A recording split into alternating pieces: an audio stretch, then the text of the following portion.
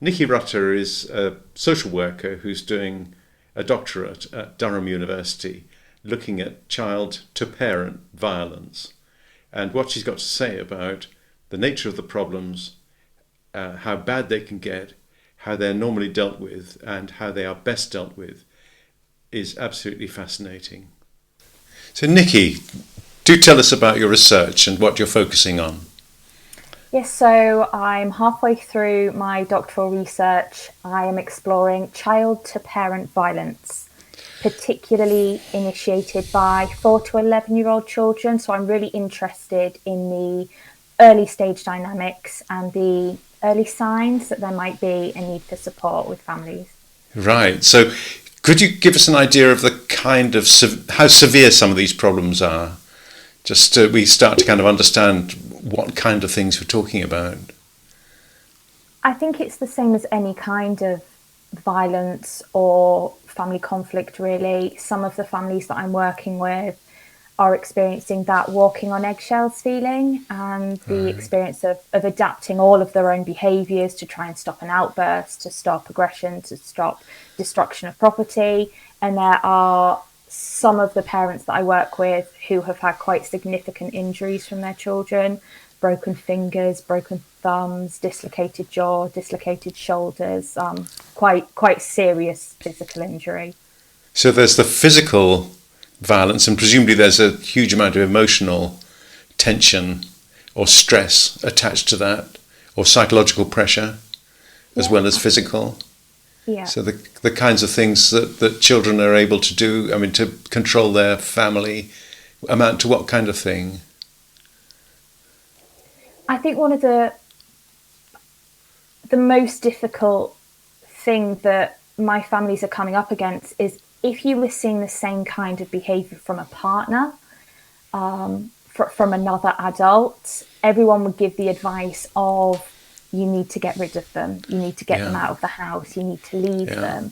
When it's your own child, there's a lot of, why can't you control them?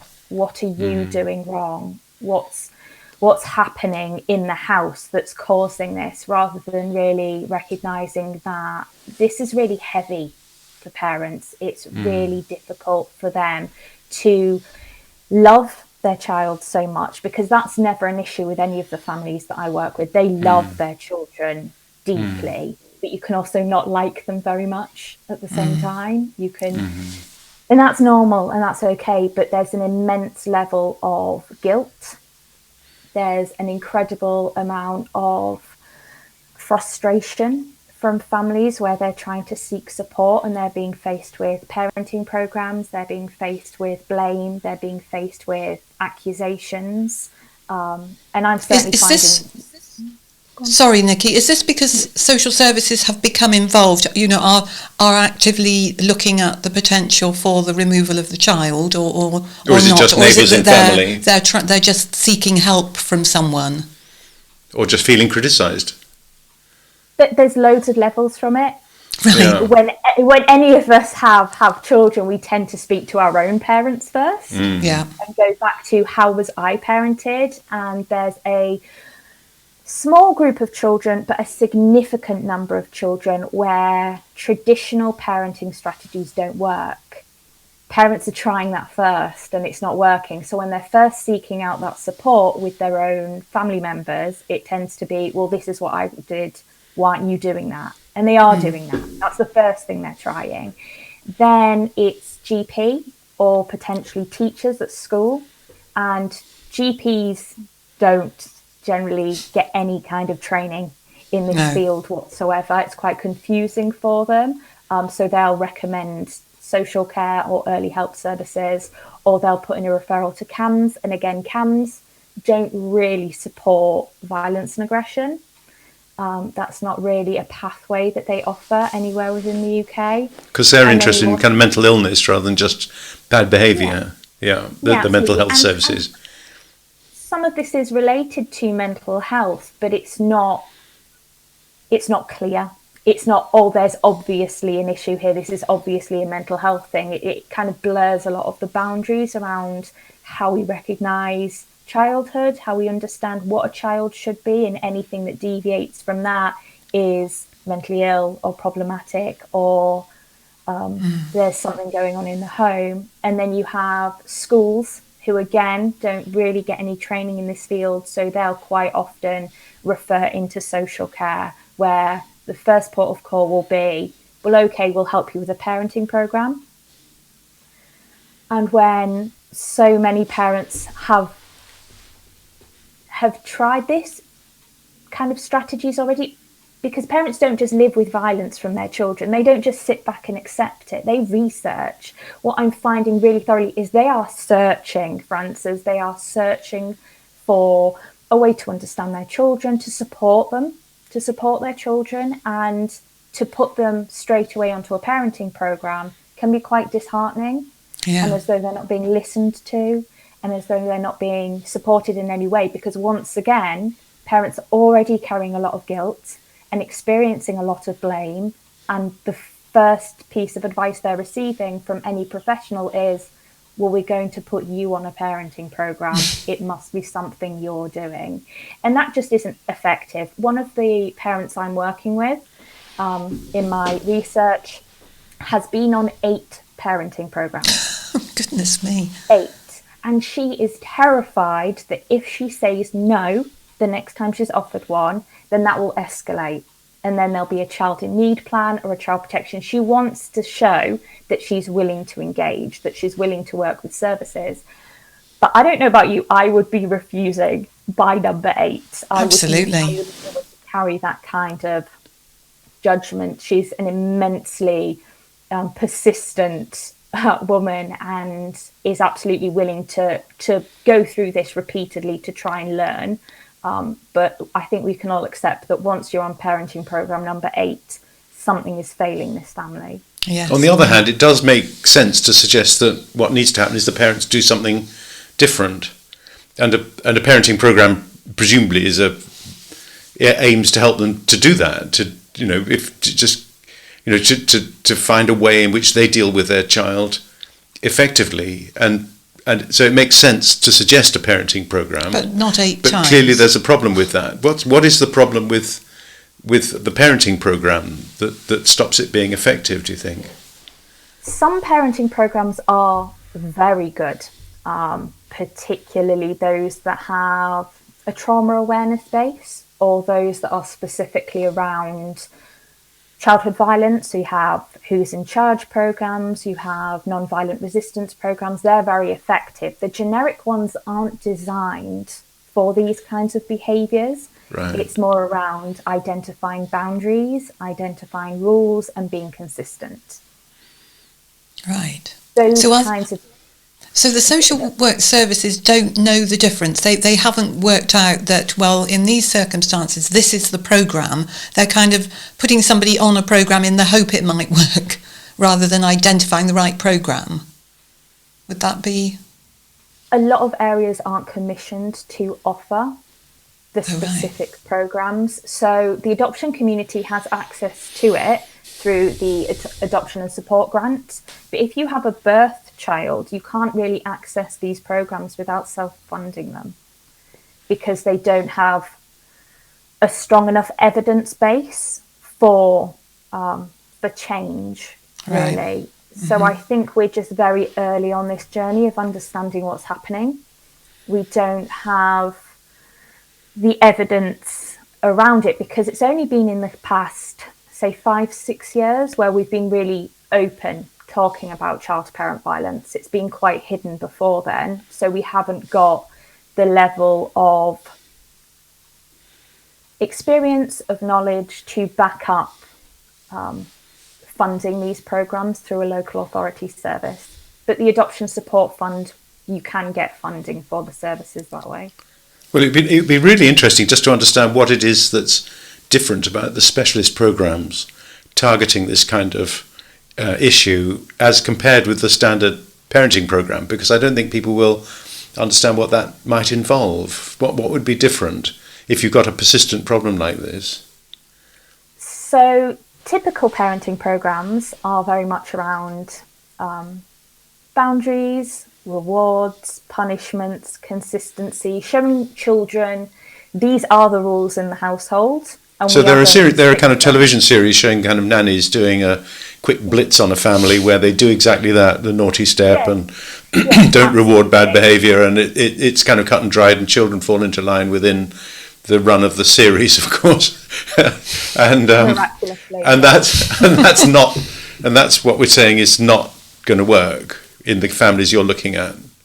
In the families that I'm working with, that's the worst possible thing you can do. Whoa. Goodness. Right. Okay. Consistency is always good. Children like to know that they're safe. We all like to know that we're safe, and offering consistency helps support that feeling of safety. But there are a significant number of children who really struggle with firm boundaries, really strict firm boundaries, rewards, punishments make these children feel really unsafe. It makes them feel disempowered. It makes them feel as though they're being oppressed, I suppose. And so some of these other parenting programs that are specifically looking at child-to-parent violence look at how families can work together. Different families, or within the family, do you mean? Different families working together, or the members of the family working together? So parents work with their children. It's not the parent on their own saying, these are the rules, you need to follow them, or this will happen. It becomes the parent and child working together to understand actually what can we do as a family to be more egalitarian, more responsible as individuals, rather than one imposing their will upon the other. And do you think this is And do you think this is a personality trait in the children? Is your impression, obviously it's very difficult to know whether that's true, but you're dealing with these families. Do you get the impression from the history that this is something which emerges from the children and is not related to the way they've been treated by their family? It's a kind of quality of these particular children. It depends. Yeah, sure. That's a very floaty answer. It depends on a lot of factors. Sometimes it's related to the child's history. It can be related to the child's neurology. It can be just personality differences between the people in the household. There's a lot of factors. There are particular groups of children we can see where this is more likely to happen. So children who are care experienced, children who are neurodivergent, so autism. So the children who've been in care, you mean? Children who've been in care, like foster care? Yes, so foster care, adoption, special guardianship orders. Right. Those children are more likely. So they've been traumatised by being separated, moved about, not having trusting relationships. That's the argument. I'm not sure I think that's overly simplistic. Sorry. Forgive me. It's right. Because there are some children, even those that I've been working with, where they're saying, oh, well, we understand that the children are being violent because they've been through trauma, they've been taken from their birth parents, it's been a very difficult process. So they then need a solid attachment with a new caregiver, and that's going to fix all of their problems. I know that's not what you were saying, sure. But it can be reduced down to that, and that's not necessarily the case. We have had, through the process of doing my research, some of the families have had a lot of difficulty in accessing support, particularly those who've been adopted, in accessing support around the violence and aggression in the household, because CAMHS are saying it's trauma, we won't support you. Adoption services are saying, well, it's trauma, you should have expected this. And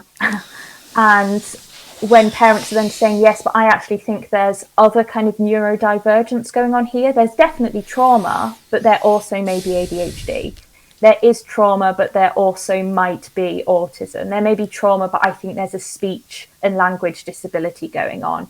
They are being called all of the names that birth parents have been called, whether they're neurotic, they're struggling to parent, so they're trying to come up with excuses. Lots of things are being said when ultimately they're saying, my child has experienced trauma, but there's also something else. And is your impression that that probably is right? That they're probably right? Yes. Yeah. Because that's one of the things that we were taught in medical school and as junior doctors, was that when parents tell you that there is something wrong with their child, you should take that seriously. You know, the parents probably know, because they've actually been with that child, that you don't write the parent off as just finding excuses, for example. You actually take that impression that they have seriously. But then you have children who haven't been obviously traumatized, but they still have this. There's this enormous problem in the family. So where do you see the origins of that? Maybe it is a neurodivergent, as we say, problem, but maybe not. Parents are interesting. They, as I said, they research, and they're really interested in understanding their child so they can support them better. And I think that because there has been such a huge movement towards understanding neurodivergence, and there's a lot of evidence now, and there are a lot of adults who identify with being autistic, ADHD, pathological demand avoidance. Parents are then grateful that there are people out there talking about these issues from the adult perspective of, this is what I was like as a child. However, there's a small group of families that I'm working with where nothing fits. There's a little bit of this and a little bit of that. There may have been no trauma, may have been a very healthy pregnancy, a very happy family, older children who don't have any of these issues, so it doesn't appear to be a parenting issue.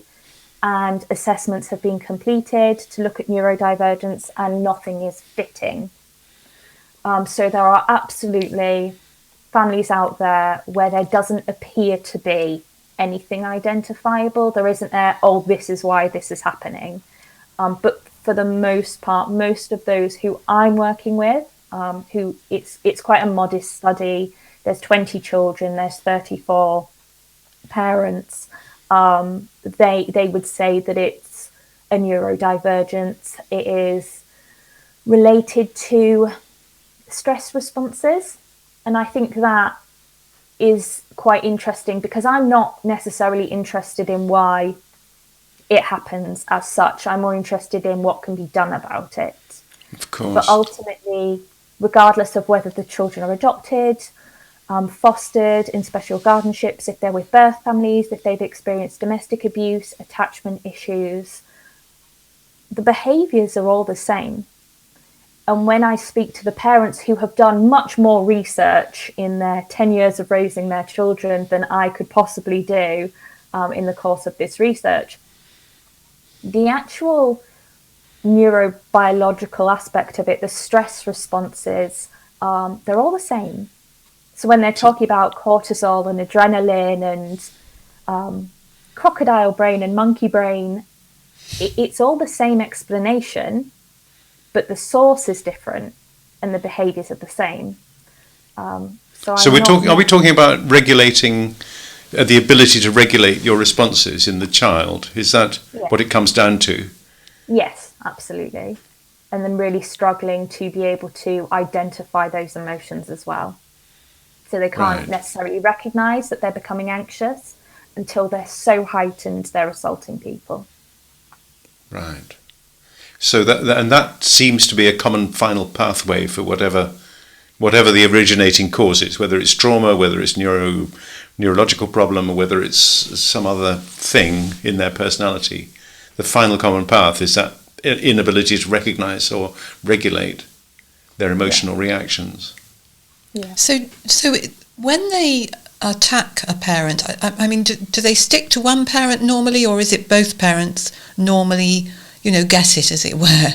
As in they don't always attack mum. It could be mum or dad. Is there a pattern, or do you not really see a pattern? The majority of the parents I'm working with are mothers. Right. So I have 30 mothers and 4 fathers. Mm-hmm. In They're the not single methods, parents, though, are they? some are single parents. They're all Yeah, different. but they're not Most are 30 married. single mothers. No, No, no. I have 4 single mothers. No Why aren't the single fathers fathers. there? Is it because they're at work, or is it that they don't see there's a problem, or what's that about?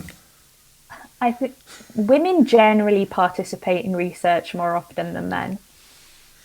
Right. That's just a general thing.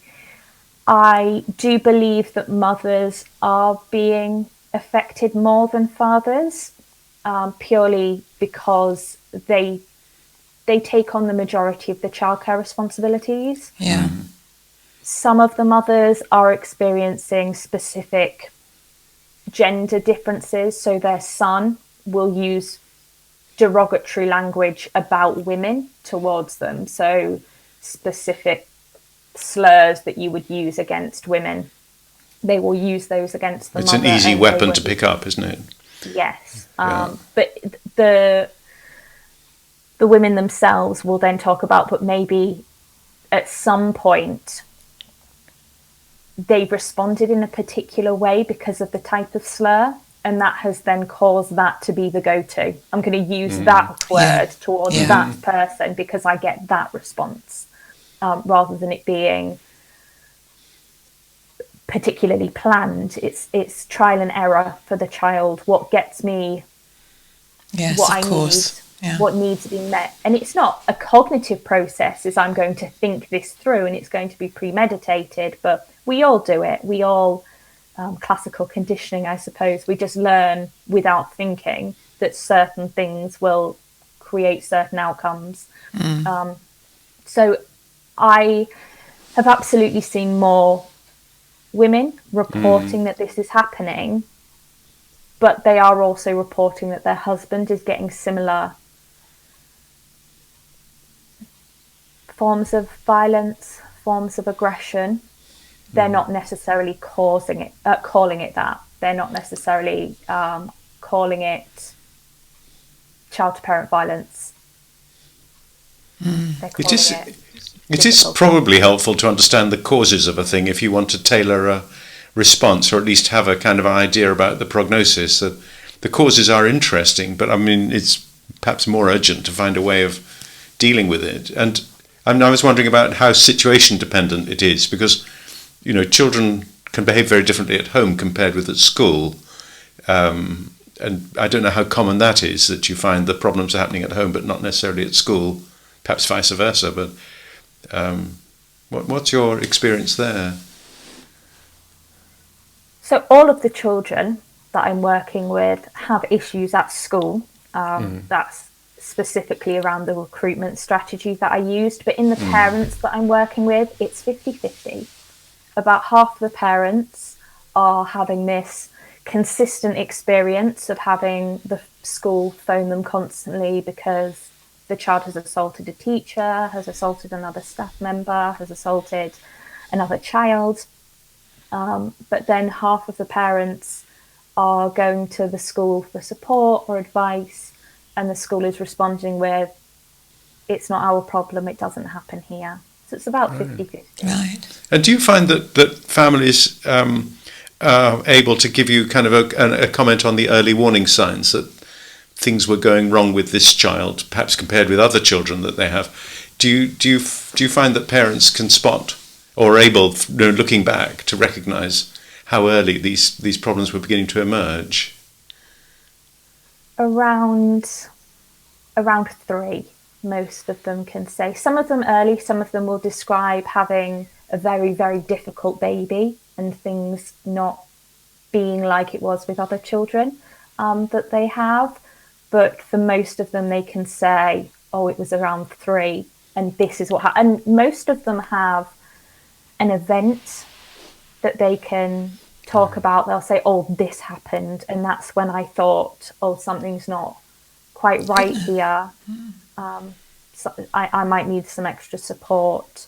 There seems to be, a slight gender difference between the boys and the girls, in that around the age of 3, girls are, and this isn't, again, very modest study, very small group, but just for the families that I'm working with, at around 3, the boys would bolt, they would run, and they would have no fear of where their parent was, or whether their parent was following them, or whether their parent was leaving. They don't seem to have any interest as to where the parent is. They will just run.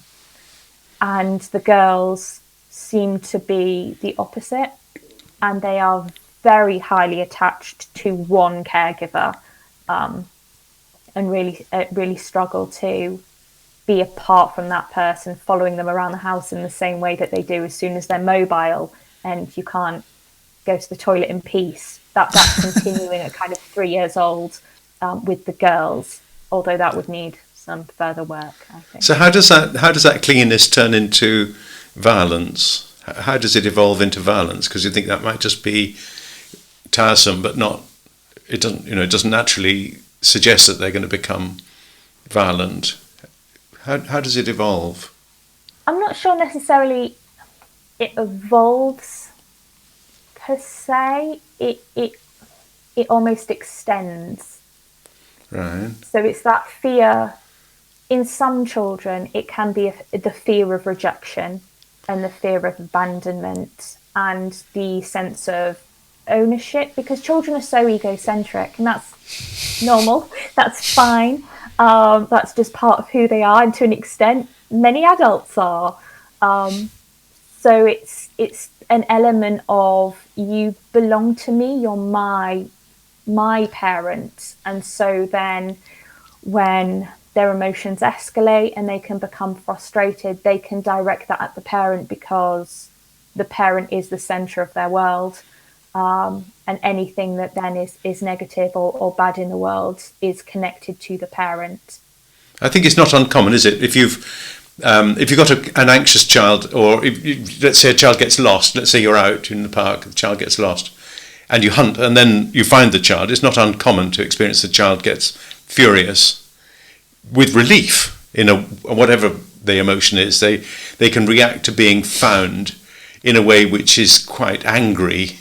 I mean, parents can do the same, of course, because you find your child and instead of being comforting, you're actually you're enraged. But I think you see it in children as well, and I presume what you're talking about is something like that kind of reaction, but exaggerated and happening in minor occasions, a kind of anger about being separated in a clinging child.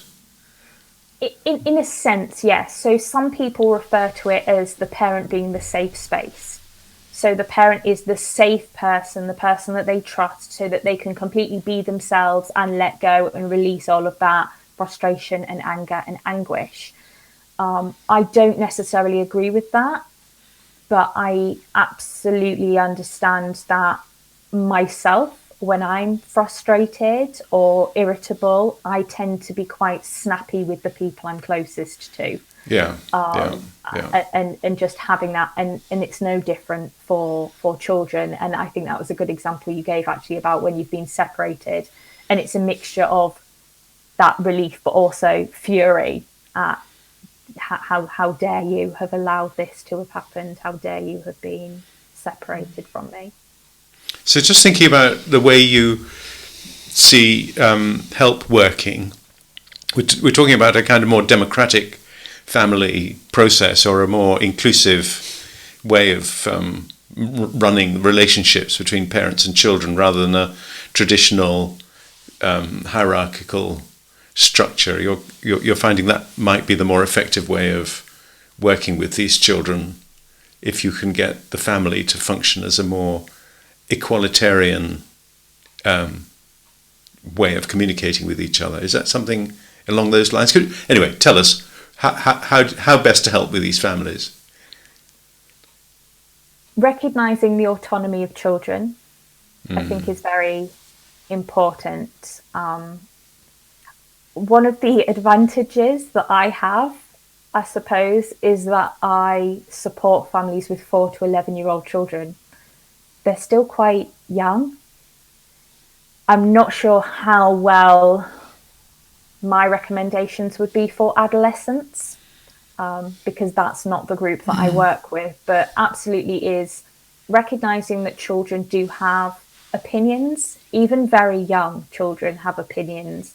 And there are really good ways of working with children to both acknowledge and respect their limited life experiences. So, for instance, one of the co-researchers I'm working with, her son has a scooter and he hates being asked to put his shoes on.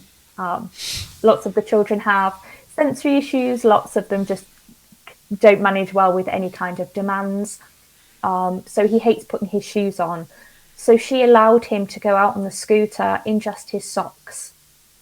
And it didn't end well for him. So obviously it's quite a flippant example, but I still think it can be quite a useful one, is that now she never asks him to put his shoes on.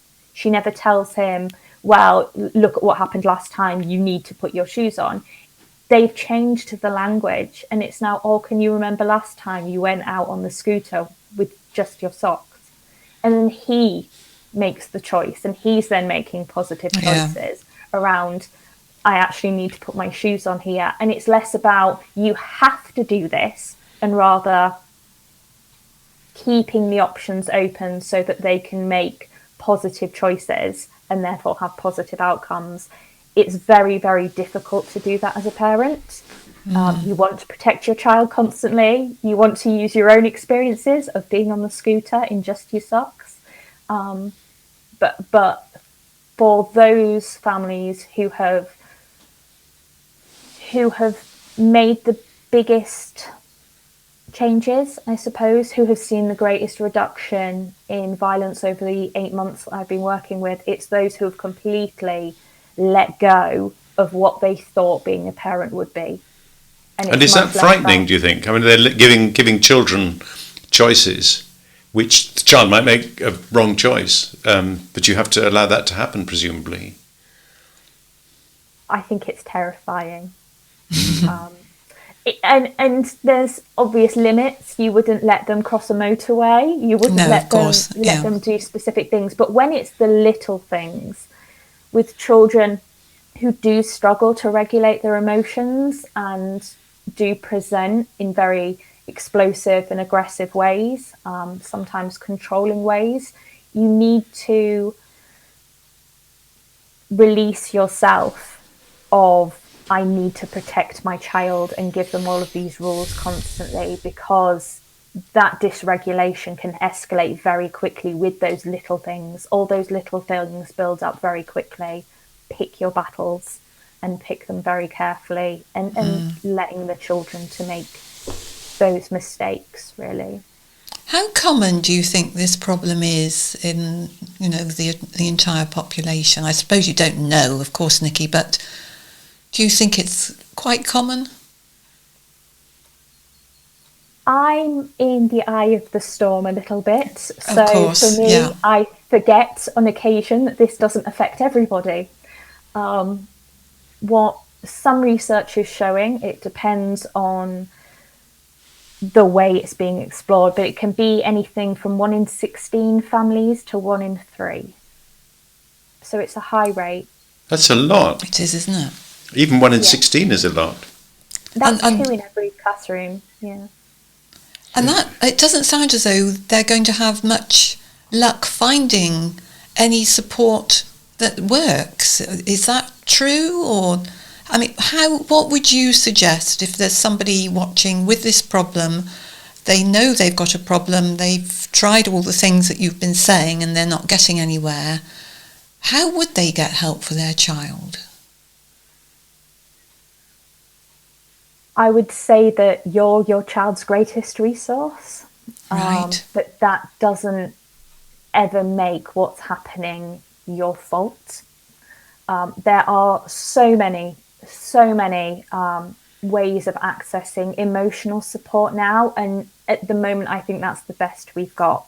Okay. So there's lots of Facebook groups, there's lots of forums, there are things like Yvonne Newbold has what's called the Send VCB project, and she runs a Facebook group and webinars for families who think their child might have some kind of neurodivergent. She has lived experience with an adult son with a learning disability and has been through this herself and found there was no support. So she now has thousands of members in her groups of people attending webinars, getting emotional support from one another, because peer support is key.